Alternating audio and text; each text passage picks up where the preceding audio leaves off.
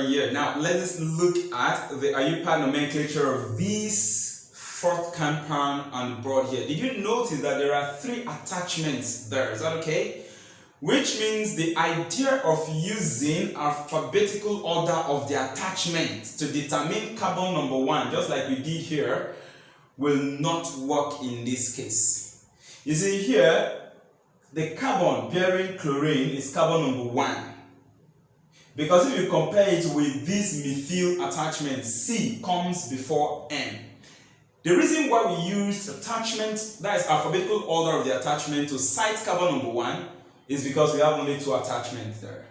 Here we have 3 attachments, so there is something else we are going to do. So you pay close attention.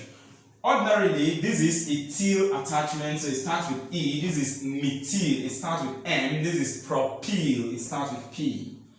If you say, okay, let's use alphabetical order to identify carbon number 1, it means that carbon atom number 1 will be this. But it's not true. Reason: if you choose this as number 1 and then you do your counting, you will notice that the second attachment will be on a number that is higher if you were to select another carbon as number 1, maybe like this one. Let's try and see. Let this be carbon number 1 and then count in this direction. Let's see. 1, 2, 3. You notice that your second attachment is on the 3rd carbon atom. Is that not so? But if you were to come this way, taking this as carbon number 1, 1, 2, you notice that the second attachment is seen on the 2nd carbon atom. 2nd carbon atom and 3rd carbon atom, as you counted from here, which one is smaller? 2nd carbon atom is smaller. Is that not so? So our counting will be either taking this as carbon number 1, then you count like this, or you take this as carbon number 1 and you count this way, because if this is carbon number 1, going up here you have carbon number 2, your second attachment will be on the 2nd carbon atom. So having said that, either this or this will be carbon number what? 1. Now let us watch. If I take this as carbon number 1 and I count 2, 3, 4, I think I've gotten the whole attachment. Okay, now if I go this way, let this be carbon number 1. Let me use a blue marker.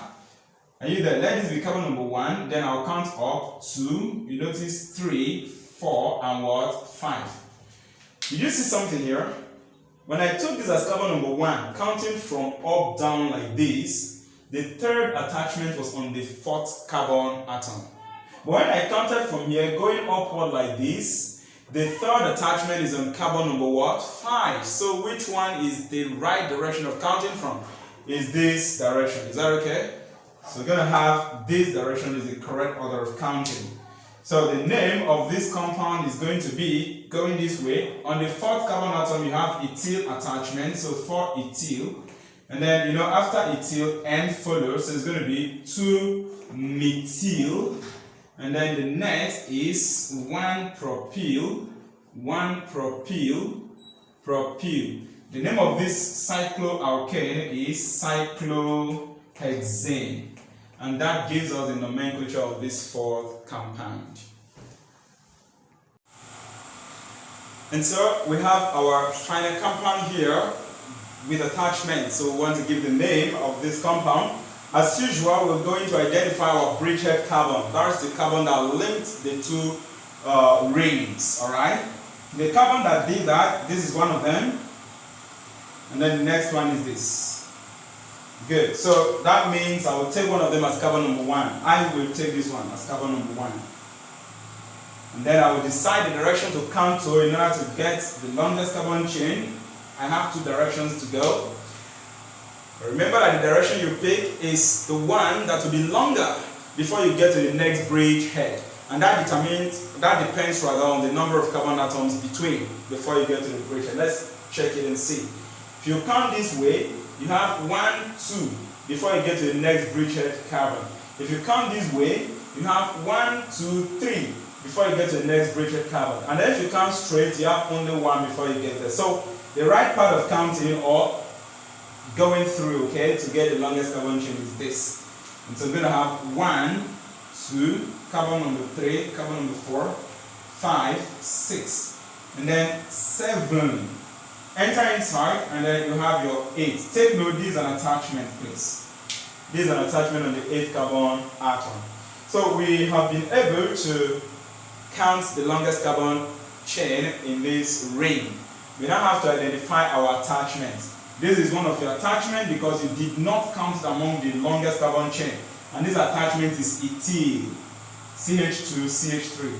These other attachments, Cl, you didn't count it, that is chlorine. It starts with C, chlorine.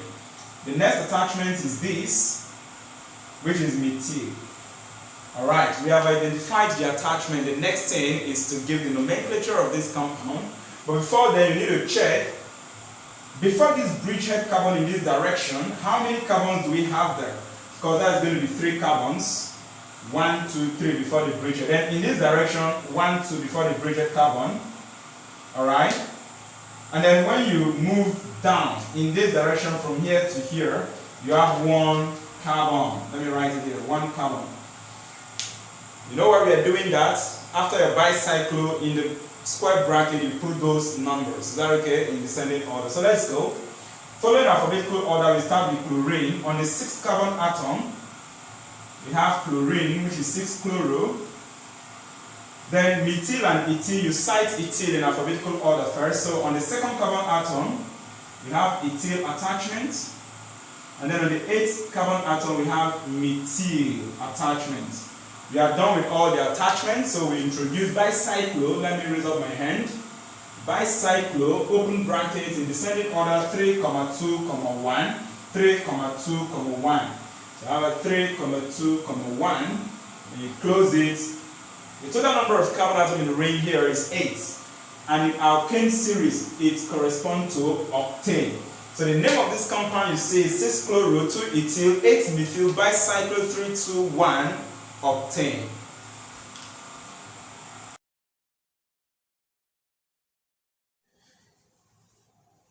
This is GMAT 41. You are welcome to our organic chemistry class.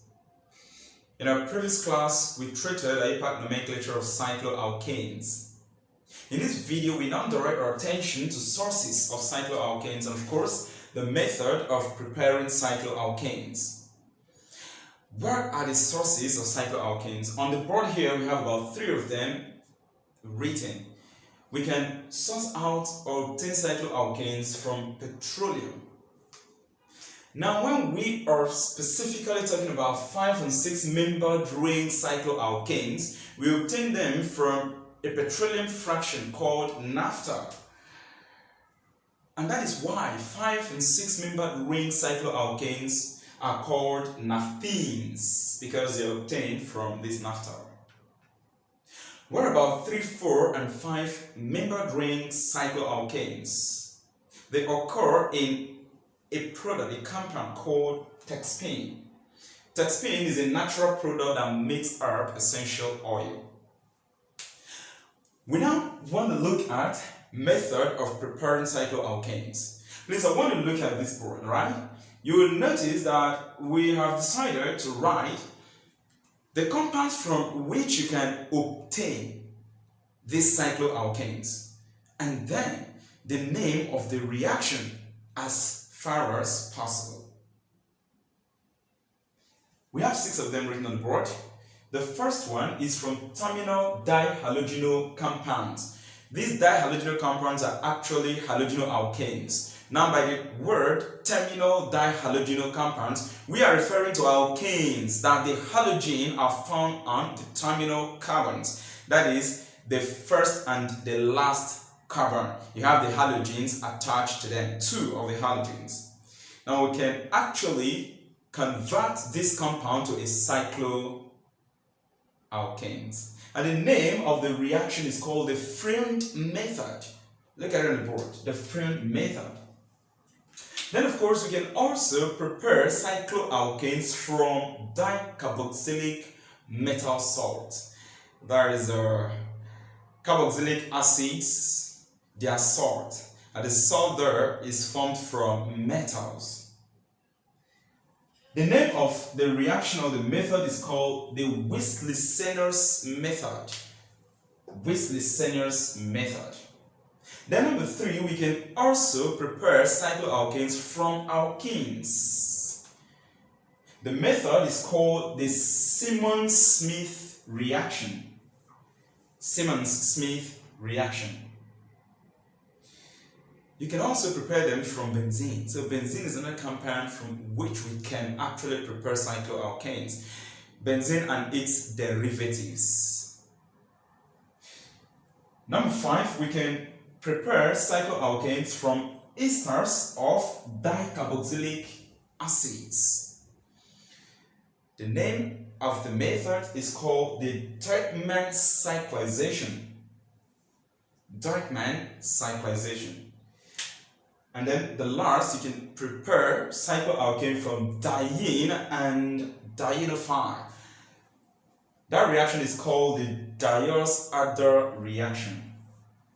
In the next video, step by step, we're going to treat each of these methods of preparing cycloalkanes, the chemical reaction, and how we actually achieve them. Now, we want to look at the next method of preparing cycloalkane, the Wislicenus method. In this method, what do? We heat salt of dicarboxylic acid. Alright, when you heat them, a form of distillation occurs, and then either barium carbonate or calcium carbonate, depending on the metal in that dicarboxylic acid that you used, will be given off. If the carbonate is given off, you will get a cycloalkane, that is cycloketone group. If you get a cycloketone group, the next thing to do is to run a Clemmensen reduction for it, that is treating the cycloketone with amalgamated zinc in hydrochloric acid. That reaction is called Clemmensen reduction reaction. What it does is to convert the carbonyl carbon in the cycloketone to CH2. And once that is done, your cycloalkane will be obtained. Please, before we move on to explain this reaction here, I quickly want to state two important things. Number one is that the carboxylic groups are present at the terminal carbon of the dicarboxylic acid you use. You can see that. Look at there, CW bonded to oxygen and CW bonded to oxygen with OO. These are terminal carbons. Is that okay? Then number two, this method is convenient for use when you want to obtain cycloalkanes of 5, 6, or 7 carbon atoms. Now let us look at the reaction quickly. Look at it. This is barium adipate. Alright, when you heat this compound, what's going to happen? The barium with one of the terminal carbon and these 3 oxygens will be removed, okay? They are the living group. So I'm going to take that. There will be a bond breakage or bond cleavage. See, all these things will go off. And when they're going off, that's going to be barium trioxocarbonate 4. You can see that here, right? Now, instead of this carbon, the bond breakage, the bond cleavage could have been with this terminal carbon like this. Is that okay? Then this will be left, either of them. Now, once this happens, what is now going to be formed? Look at it. This is your cyclopentanone. Cyclopentanone.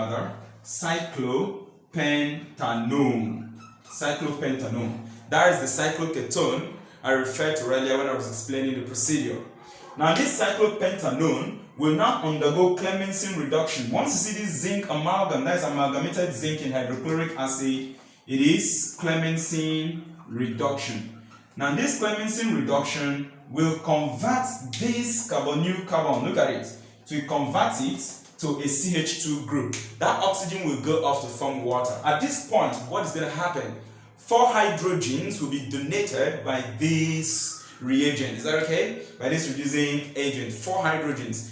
2 out of it will break off this oxygen and then react with it to give you water. That will be the living group, which means the final product, H2O, will be formed. Then you notice that you have 1 carbon here. That carbon will now react with what? With the remaining 2 hydrogens to give us this CH2. And you know that this is a closed ring. Therefore, this is cyclopentane. Quickly, before I leave the stage, I want us to look at this. How many carbons did we get at the end here? If you check, it's 5 carbons from 6 originally used in the dicarboxylic acid. Is that not so?